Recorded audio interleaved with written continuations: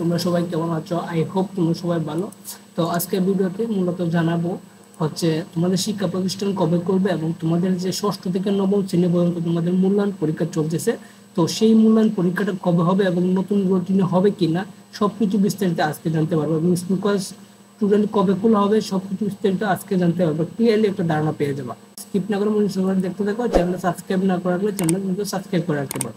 তো আমরা যদি একটু ব্রাউজারে চলে যাই, তো স্কুল কলেজ খোলা নিয়ে অনেক নিউজ দিতেছে এখন, অনেক নিউজ পোর্টাল, সময় টিভি, দেন হচ্ছে প্রথম আলো, অনেক নিউজ দিতেছে। ঠিক আছে, একটা নিউজ ওপেন করে যদি আমরা দেখি তাহলে আমরা বুঝতে পারবো স্কুল কলেজ কবে খুলবে এবং হচ্ছে তোমাদের ষষ্ঠ থেকে নবম শ্রেণী মূল্যায়নটা কবে হবে, ক্লিয়ারলি একটা ধারণা পেয়ে যাবো। তো এই নিউজ পোর্টালে আসার পর আমরা এখন দেখতে পারবো একটা পোস্ট দিয়েছে তারা, সেটা তোমার এসএসসি পরীক্ষা শেষ করতে বেশি গুরুত্ব দিচ্ছে শিক্ষা মন্ত্রণালয়। এছাড়া হচ্ছে মাধ্যমিক এর যে সামষ্টিক মূল্যায়ন শেষ করতেও চাপে পড়েছে শিক্ষা মন্ত্রণালয়। কিন্তু শিক্ষা মন্ত্রণালয়ের প্রতিষ্ঠান না খোলা গেলে কোনোটি সম্ভব না। অর্থাৎ শিক্ষা প্রতিষ্ঠানের যে স্কুল কলেজগুলো, এইগুলো যদি না খোলা হয় তাহলে কোনো কিছু সম্ভব না।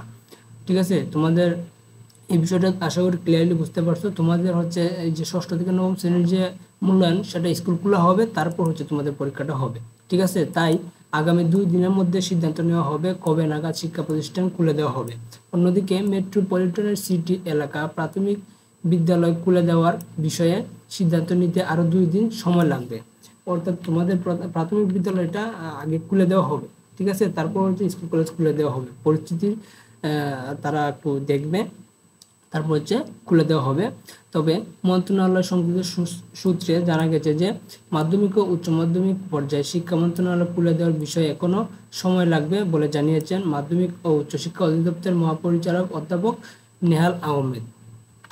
তিনি জানান যে আগামী 2 দিনের মধ্যে আলাপ আলোচনা করে শিক্ষা মন্ত্রণালয় খুলে দেওয়ার সিদ্ধান্ত নেওয়া হবে। তবে এ বিষয়ে এখনো কোনো চূড়ান্ত সিদ্ধান্ত গ্রহণ করা হয়নি।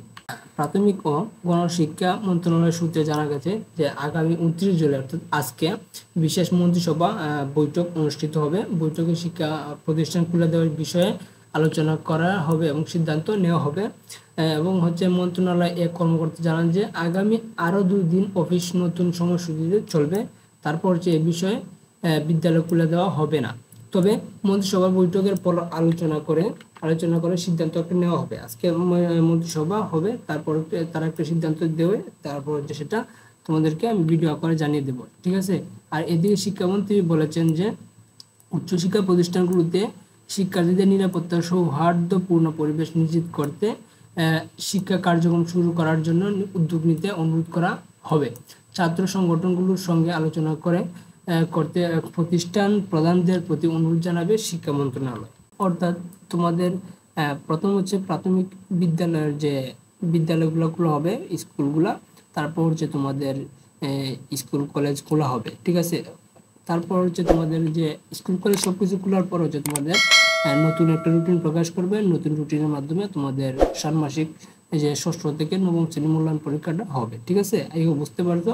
তো তোমরা সবাই ভালো থাকবা, সুস্থ থাকবা, টেক কেয়ার।